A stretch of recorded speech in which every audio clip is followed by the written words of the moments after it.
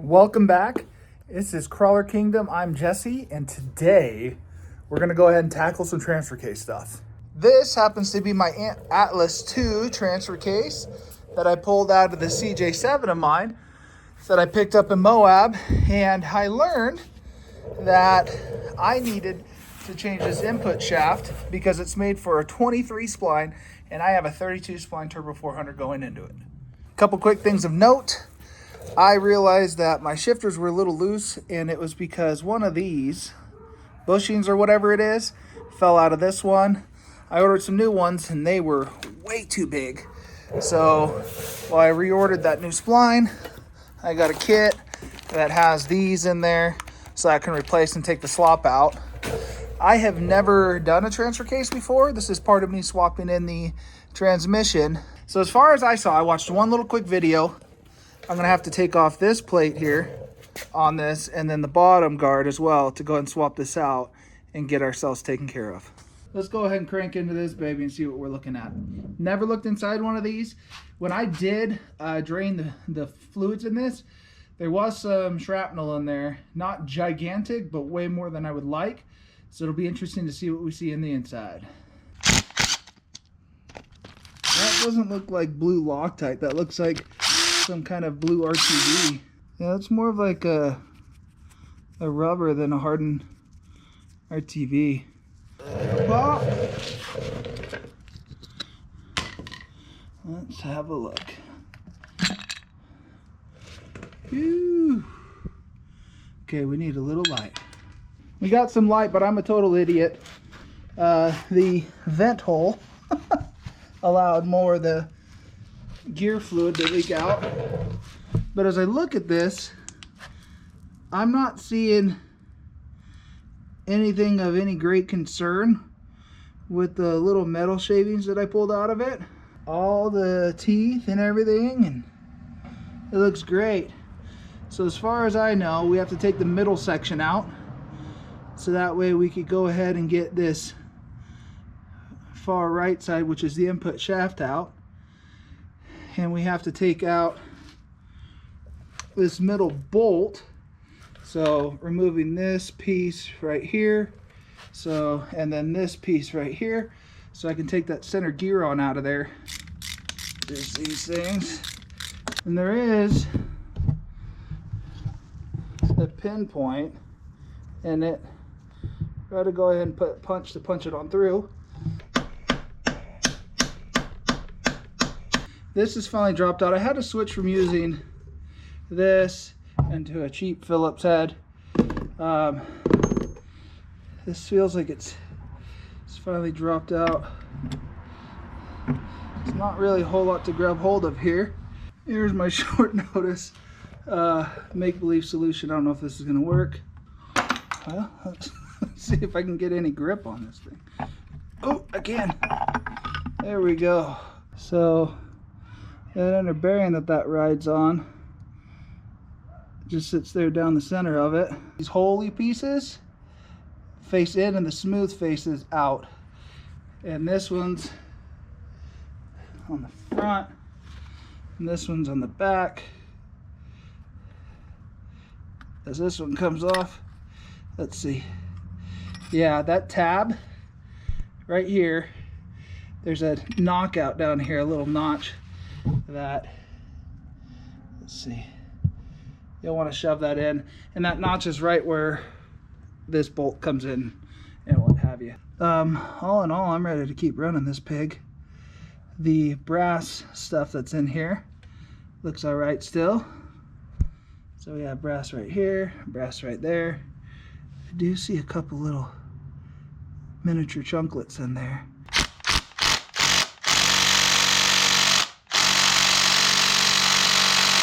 Oh yeah? Huh. There we go. They have like a ring gasket on there, but no bueno, man. No bueno. So they have this red RTV they put all around it. Bro. Guilty as charged probably if I was, you never know if this was done on the trail or in your garage when you're feeling like you just want to go out the next day. All right, we're trying to get in here, so I tapped in a screwdriver into this baby, and now I'm just sliding it apart. Looks like there's a rubber seal right here. Let's look and see what's coming off and out in here. Ooh. Something just sounded like it fell loose. There's some gears in there. Just a gear set. That's what it is. Pull this baby out. Right here. And that goes on that. Like that. And then right in here, there's a snap ring. That snap ring went around here somewhere. So I don't know why that snap ring wasn't stuck on there to have everything just come out together. And I think I found where the little metal chips and crap came from that I'm looking at.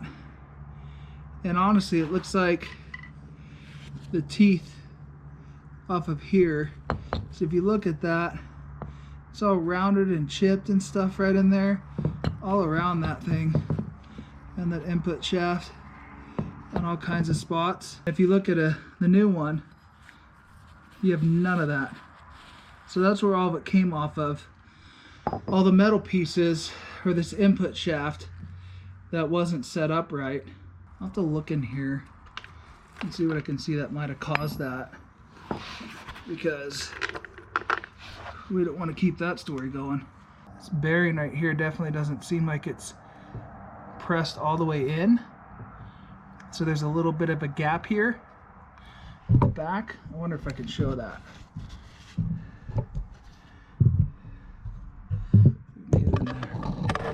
There's a gap behind that bearing of a decent amount, and if this thing's supposed to ride in it and it's hitting that bearing instead, that would definitely cause that issue. Usually it'll be pressed to the base, and there's a good 1/4 inch, and that 1/4 inch could be hitting easily against this, causing this to chip. All right, here's the answer. I just took a 7/8, used the back side, put it up against that roller bearing, tapped her on it until she went home. So now there's a lot more gap out front and nothing in the back. So that is now fixed, so it shouldn't cause us any problems. It doesn't look like I did anything bad by pressing or driving that bearing in more, the needle bearing. Time to go ahead and take this apart so I can get ready to swapping this out. And then on these ones, you have to remove all these bolts. The bearing itself's different. This has got like a rubber cap on these ones, and the new ones they send don't. And I don't know if that's to get more oil to them or what, or they just got a different deal with a different manufacturer.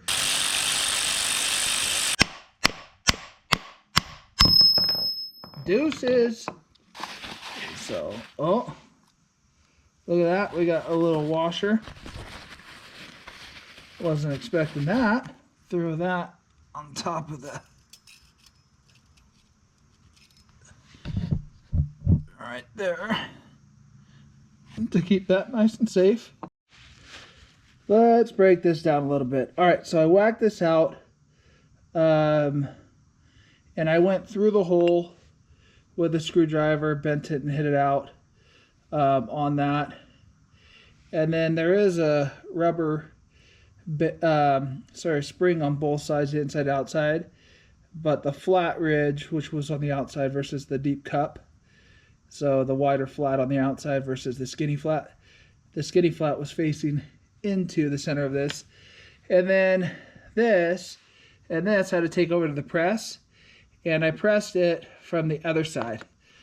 So I pressed it like this and down into that. Accidentally got this caught And as you can see that there's like a little ridge there now, but that goes towards the inside. It'll get pressed, but this is soft metal. So be very careful. It looks like the last person that did it also got some marks on it right here. And then there is an inset here. So this, once this shot out like a freaking rocket out of there, made a lot of bang and I caught it. This bearing's pressed into here as well. So I had to push that out. But that reads 6307, R as in Romeo, D as in Delta. Well, I don't know what to tell you guys about the part number on this thing they give you, because they have this part number and it doesn't match what's on the actual bearing that they give you. For this one, it says 6307 RC3, 6307 RSH, 2C3, so maybe like you skip the SCH2 and then that's the number, and then it's got M2210 and this one's got 20-11.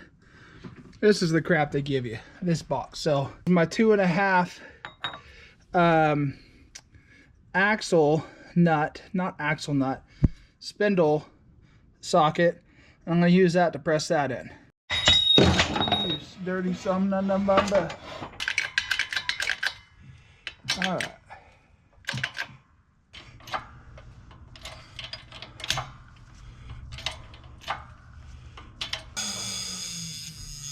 So this is the old stuff that they used that I saw in their video. And because it's going to directly mix, it's like their assembly lube. I figured I'd go with the exact one that they had. Yee, yee, yee, yee. The only thing catchy about this is you got to get it in to where the screws line up. Otherwise you're hosing yourself. I'm going to put some blue light Tod on. I'm going to go ahead and get these in seated a little bit first to make sure we're going in the right direction and the holes are lined up. Well, as it all happens, they changed out the outer seal to this as well. And they don't have the big fat spot on the outside. It's the same inside outside. So I'm going to have to make an educated guess and let y'all know if it leaks. But the inside of this baby ain't got no writing on it. The inside of this, or this side ain't got no writing on it. This side does. Right? So I'm going to go with the writing outside. Try to get it a little bit even. Well, we're in. I took a big old flat washer over top of it and pressed that flat, but then wanting to make sure it got seated, I took the old one, put it on here, gave it some bangerangs, and I don't know if you can see it, there's just like a tiny little lip that's left. I want to make sure that everything can get seated right on here, and I just set this baby up on this. So we'll go ahead and blue lock tight these down. I'm going to look up the torque spec. I believe it's 120 inch-pounds. Torque those down, leave this sit to warm up in the house, and then we're ready to go ahead and press in the new input shaft here. There's one.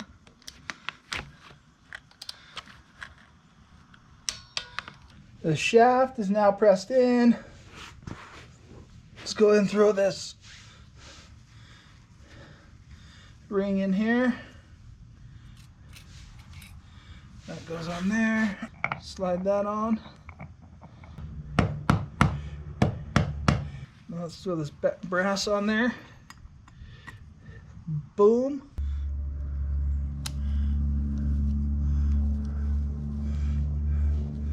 Looks like I need to tap that end down. There we go. I now have to put this on here, and that wraps around here. Before I do that though, I don't know if you're supposed to run it dry or not. I always have a habit of always putting a little bit of fluid. And so I got the fluid that I'm supposed to have in this diff. Get it slipped on into place.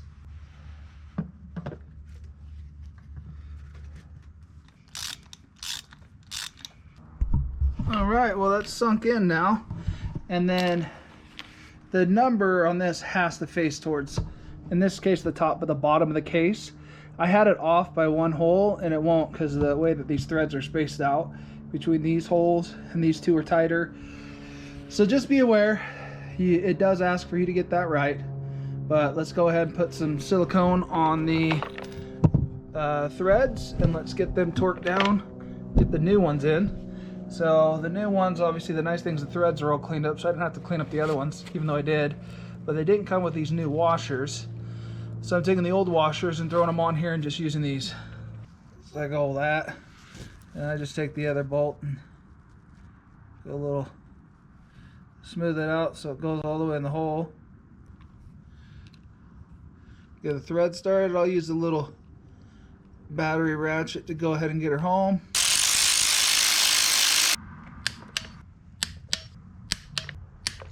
Last bit that I gotta get to is replacing these on this dowel that goes through the middle. It came with a smaller and a larger. Let's see what's what. So it looks like the small ones are Huckleberry. Get a little of this, the old thummy. When it goes in, easy peasy.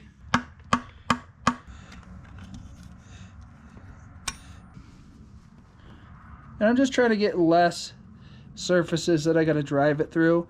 I'm still going to have to go ahead and kind of push this one back out again to get the gear set in there, but it'll be a lot less of passing through if I do that just halfway and then into this one. I left just enough so that way this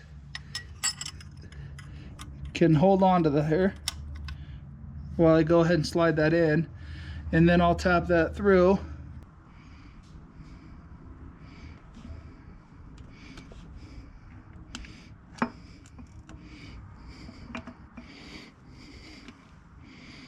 Come on, y'all. That's the closest we've gotten. No, no, no, no, no, no.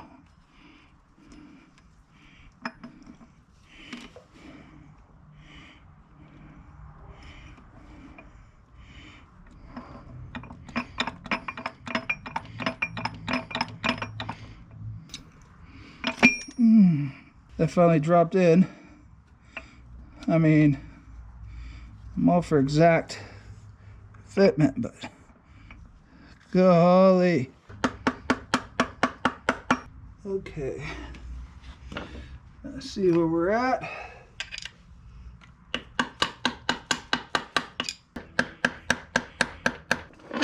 That's back in. I have no idea if the seal's gonna hold, I'll be honest, guys. I had to go on the side and align the little washer that's on the side there, on this side, and then I had to lift up a bit on the flat spot. So there's a flat edge that you want to make sure is facing up towards these holes, and I had to make sure that was aligned to get that in. But that is in now. I sure hope it doesn't leak. That's the toughest part, is getting that back in. Yeah. If you've never bought anything from Advanced Adapters, they'll put all your gaskets in like your magazine, and the one I got had a tear in it, which I could probably use because it's on the inside edge, right? Because the outside edge is the things that's most important. But because I paid for it, I wanted to get the right one with no tears. So there we go. Went and got me a new one, ordered it up, and that's gonna go right here. The through ones are these two and these two. Technically you only need to put sealant on these ones, but they do recommend all these. And then I was reading 23 foot-pounds, so that's what I'm gonna use.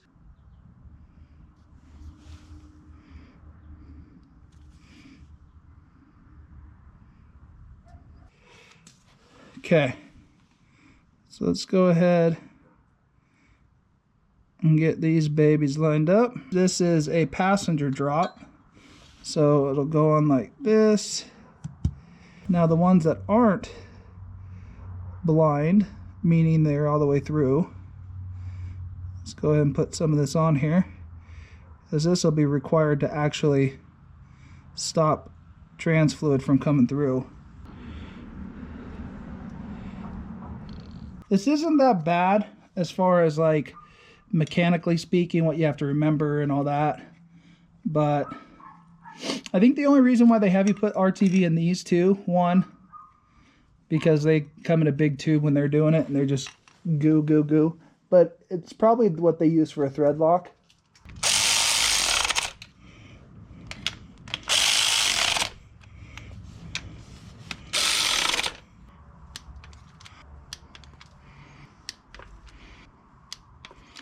There we go. And that bolts straight through into the case. So there you guys go. That's updating the input shaft on the transfer case on the Atlas. I'm pretty confident with everything that happened there. The only thing that I'm going to be keeping an eye on is that through dowel and the rubber O-ring, because I cut the one. Those edges are super sharp that you're driving it into, and there's leverage happening. So I got no guarantees that it's not going to leak, but if it does, we'll deal with it at that point. But this is going to be one part of me changing over the transmission and this thing into an automatic, trying to get this thing trail ready.